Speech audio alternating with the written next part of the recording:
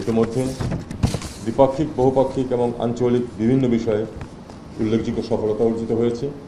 আমাদের কূটনীতিকরা রাষ্ট্রীয় প্রতিনিধি হিসাবে বৈশ্বিক শান্তি স্থাপন, পারস্পরিক বোঝাপড়া এবং জাতির ভাবমূর্তি রক্ষার দায়িত্বপ্রাপ্ত। আজকের এই দিনে আমাদের আত্মজিজ্ঞাসা হওয়া উচিত, আমরা কি জুলাই আগস্ট মাসের এই মহান ত্যাগ ও আদর্শকে যথাযথভাবে লালন করছি? আমরা কি দেশের সেবায় নিজেদেরকে নিবেদিত করতে পারছি? এই দিনের শপথ হোক, আমরা আমাদের দায়িত্ব আরও নিষ্ঠার সাথে পালন করব।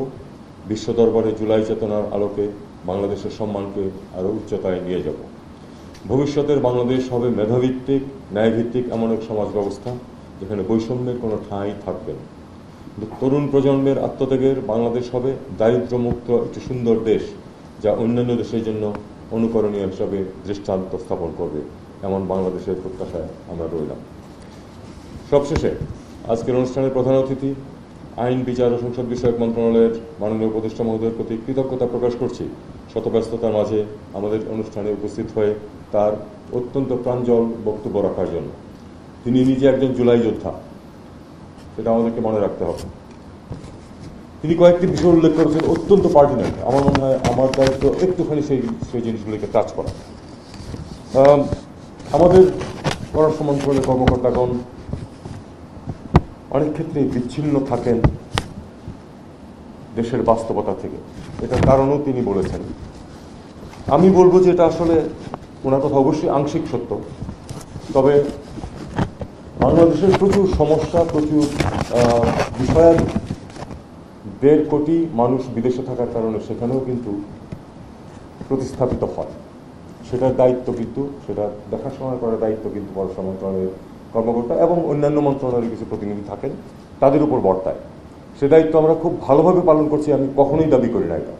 আমি 33 বছর পররাষ্ট্র মন্ত্রণালয়ে চাকরি করেছি, প্রধানত হেডকোয়ার্টারে, সামান্য সময়, বেশ কিছু সময় ভারতে এবং সামান্য সময় দক্ষিণ আফ্রিকায় কাটিয়েছি। কিন্তু আমি দেখেছি যে আমাদের অফিসারদের সবার মধ্যে না, আমি স্বীকার করছি যে অনেকের মাঝে একটু উন্নাসিকতাও থাকতে পারে, অনেকের মাঝে প্রচণ্ড ইচ্ছা আছে মানুষদেরকে সহায়তা করার। আমি শিওর উনি দেখছেন দায়িত্ব গত 1 বছর যাবৎ এক্সপেক্টেড ওয়েলফেয়ার, উনিও দেখেছেন, সেটা বিভিন্ন জায়গায় গেছেন। প্রচণ্ড চেষ্টা আছে। আমাদের সম্পদের প্রচণ্ড সীমাবদ্ধতা আছে, এটাও আমরা দুইজনে স্বীকার করেছি এবং আমরা চেষ্টা করছি যে মিশনগুলোতে আমাদের, যেগুলিকে আমরা কনসুলার হেভি মিশন বলি, যেখানে আমাদের অনেক মানুষ আছে, সেখানকার সক্ষমতা বাড়ানোর জন্য আমরা উনি এবং আমি, আমরা এবং আরও 2 জন আমরা একমত হয়েছি এবং প্রধান উপদেষ্টা মহোদয় সম্মতি দিয়েছেন এটাতে। আমরা চেষ্টা করছি যে যাতে মানুষের যেসব ক্ষেত্রে কষ্ট হয় সেগুলো লাঘব করার জন্য আমরা যে পদক্ষেপ নিতে পারি সেগুলি যেন নিতে পারি এবং সেগুলো যেন নেওয়া হয়। আর্থিক ব্যাপার জড়িত থাকে প্রত্যেকটিতেই, কিন্তু আমরা আশাবাদী যে আমাদের যিনি উপদেষ্টা আছেন অর্থ মন্ত্রণালয়ে, তিনি অত্যন্ত প্র্যাগম্যাটিক মানুষ, তিনিও দেখেছেন। আমরা আশা করছি যে খুব একটা সমস্যায় আমরা পড়ব না। আমাদের বিশাল যে অর্থনীতি এবং বিশাল যে বাজেট, সেই তুলনায় কিন্তু আমাদের প্রয়োজন খুবই সামান্য। এটুকু ইচ্ছা করলেই প্রোভাইড করা যায়, সেটাকে যথাযথ ব্যবহার করতে হবে। এটা হলো আবার পররাষ্ট্র মন্ত্রণালয় এবং তাদের যে নেতৃস্থানীয় যে অ্যাম্বাসাডার আছেন তাদের দায়িত্ব, যে অর্থ দেওয়া হবে সেটা যেন সঠিকভাবে ব্যবহার করা হয়। তবে আমরা আশা করি যে এক্ষেত্রে আমরা কিছু সাফল্য অর্জন করতে পারবো এবং এই প্রত্যাশা এবং সম্পদের যে সীমাবদ্ধতা, সেটাও আমরা খানিকটা অন্তত কাছাকাছি নিয়ে আসতে পারবো। আত্মসম্মান বিসর্জন দেওয়া, এটাকে আমার অত্যন্ত কষ্টকর মনে হয়েছে। ছোটোখাটোভাবে আমিও একটু লেখালেখি করতাম, ওনারা অনেক বেশি করতেন, অনেক বেশি বলার সুযোগ ছিল ওনার ছাত্ররা ছিল, তাদের কাছে বলতে পারতেন, কিছু বলতামও। এবং আমি এটা নিয়ে সবসময় অত্যন্ত বিমর্ষ থেকেছি যে আসলেই আমরা যথেষ্ট আত্মসম্মান জ্ঞান সম্পন্ন না। অনেক ক্ষেত্রে আমরা নিজেদেরকে অপ্রয়োজনে ছোট করি। এটা আমি সবসময় বিরোধিতা করে এসেছি, সবসময় সফল হই। কেন এত মানুষ জড়িত হলো, কেন এত মানুষ জড়িত হলো, তাই উনি এই প্রশ্ন তুলেছেন এবং উনি খুব চমৎকারভাবে সেটা উত্তর দিয়েছেন। আমরা প্রত্যেকে জানি এই ঘটনাটা, যে কেন ঘটেছে। এই দীর্ঘদিন ধরে যে একটা অনাচার চলেছে আমাদের দেশে, সেটা মানুষের আসলে যেটা হয়, এটা অনেকটা অগ্নিগিরির অগ্নুৎপাতের মতো।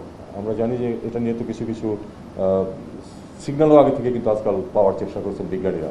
সেটা হলো যে আসলে এটা চাপটা সৃষ্টি হতে থাকে, তারপর একসময় বিস্ফোরণটা হয়। এটা এত প্রকটভাবে আগে ঘটেনি, কিন্তু ইতিপূর্বেও বাংলাদেশের ইতিহাসে ঘটেছে এটা। 1969-এর গণ অভ্যুত্থান। আবার একই কথা বলবো, সম্ভবত মোট 65 জন মানুষ মারা গিয়েছে। এবারের নিষ্ঠুরতা ছিল অপরিসীম, অবিশ্বাস্য। এটাই এটাকে বিশেষ মর্যাদা দিয়েছে, এবং পাশাপাশি যে এই নিষ্ঠুরতা সত্ত্বেও কিন্তু মানুষ পিছিয়ে আসেন। এটা হলো এই যে আমাদের যে বিদ্রোহ বা বিপ্লব সংগঠিত হয়েছে তার সবচেয়ে বড় পার্থক্য হলো এই জায়গাটিতে মানুষ পিছিয়ে আসেনি। নির্বাচন প্রসঙ্গে আমার একটুখানি বক্তব্য আছে, সেটা হলো যে এদেশে কম বেশি মানুষের ইচ্ছার প্রতিফলন ঘটে নির্বাচন হয়েছে। আমি প্রথম 70-এর নির্বাচন তো আমাদের সময় আছে, পাকিস্তানের শেষ নির্বাচন 73 থেকে শুরু। আমি প্রথম ভোট দিতে গেছি 73 নির্বাচন। নতুন ভোটার প্রচন্ড উৎসাহ নিয়ে যায় সব কিছু। আমি যাকে ভোট দিয়েছি তিনি জিতেছেন আমি জানি, তাকে জিততে দেওয়া হয়নি। 73 থেকে শুরু হয়েছে জিনিসটা। এবং আমরা এটা জানি যে রায়পুরা যে কনস্টিটুয়েন্সি আমাদের ছিল সেখানে তৃতীয় হয়েছিলেন যিনি, তাকে জিতিয়ে আনা হয়েছে। কারণ আওয়ামী লীগের যিনি ছিলেন রিবেল ক্যান্ডিডেট তিনি ছিলেন দ্বিতীয় অবস্থানে। প্রথম অবস্থানে ছিলেন, পরে অবশ্য সবাই একসাথে হয়ে গেছে, মুজাফফর ন্যাপে যে প্রতিনিধি ছিলেন তিনি জিতেছিলেন বিপুল ভোটে। কিন্তু এই সেখান থেকে কিন্তু শুরু। অনেকে এরশাদকে দোষ দেয়, জিয়াউর রহমানের সময়ের কথা বলে। প্রকৃত নির্বাচন 4টি হয়েছে, যেটাতে মানুষের ইচ্ছা প্রতিটিতেই কম বেশি অনিয়ম যে কিছু হয় না তা না, কিন্তু সবখানেই হয়। আমি ভারত ছিলাম, সর্ববৃহৎ গণতন্ত্র, সেখানেও অনিয়ম হয় নির্বাচন, কিন্তু বাই অ্যান্ড লার্জ মানুষের ইচ্ছার প্রতিফলন ঘটে। আমি এটাকে এভাবে দেখি। সেটা কিন্তু এই 4টি নির্বাচন ছাড়া বাকি কিন্তু ঘটেনি আমাদের দেশে। এবং এটাকে আমরা যখন 1991 যখন একটা ব্যবস্থা করলাম, আমি তখন দিল্লিতে আমি ফার্স্ট সেক্রেটারি। আমরা খুব আশাবাদী, তখন থাকে অনেক বেশি। আমরা খুব আশাবাদী যে অন্তত একটি সমস্যা আমরা পিছনে ফেলতে পেরেছি, যে নির্বাচন কিভাবে হবে। কিন্তু আসলে আমরা পারিনি। এরপর থেকে অনেকেই চেষ্টা করেছে, কেউ সফল হয়েছে, কেউ সফল হয়নি, কিন্তু নির্বাচনকে ডিরেইল করার চেষ্টা কিন্তু অব্যাহত ছিল। আমরা আশা করব যে এবার, আমাদের তো সময় অত্যন্ত কম, আশা করি যে আপনারা এখানে যারা আছেন আপনাদের জীবনের জন্য হয়তো অন্ততপক্ষে নির্বাচন কিভাবে হবে এই সমস্যাটা হয়তো সমাধান হবে। আমি আবার একটু আশাবাদী হতে চাই। একটা ছোট্ট ঘটনা শুধু আমি আপনাদেরকে বলি, ওনার কিছু কথা এখানে প্রতিফলন থাকবে। ইন্সপেক্টর জেনারেল অফ পুলিশ, আমাদের অনুজ প্রতিমা এক ভদ্রলোক, তিনি নরসিংদীতে যাবেন ভিজিটে। নরসিংদী পৌঁছার আগে সাহেব প্রতাপে একটা গোলচক্কর আছে, যারা সিলেট রোডে যান তারা জানেন। সেই গোলচক্করে ইন্সপেক্টর জেনারেল অফ পুলিশকে স্বাগত জানিয়ে বিশাল সব ব্যানার এবং অন্যান্য জিনিস দিয়েছেন কারা? নরসিংদী জেলার এমপিরা। তো অবিশ্বাস্য ঘটনা যেটা করতে পারে, অবিশ্বাস্য ঘটনা। একজন সরকারি কর্মচারী যাচ্ছে, 4 জন বা 5 জন এমপি, 5 জন সম্ভবত এমপি, বিশাল ব্যানার ট্যানার টাঙিয়ে তাকে ওয়েলকাম করতে চলেছে। কারণটা কি? কারণটা খুব ভালো ব্যাখ্যা করেছিল একজন অন্য এক জেলার একজন এসপি। একজন ওসি এসপিকে গিয়ে বলছে যে স্যার কালকে এমপি সাহেব আসবেন, ওইরকম সময় একটু আপনি ফিরে যেতেন। এসপি সাহেব বলছেন না ওই সময় আমার ব্যস্ততা আছে, অনেক অন্য সময় আসতে পারো। তো সেই ওসি তখন তাকে বলল স্যার এমপি সাহেব আসতেছেন, একটু তো আমাদের এটা একটু দেখা উচিত, সম্মান করা।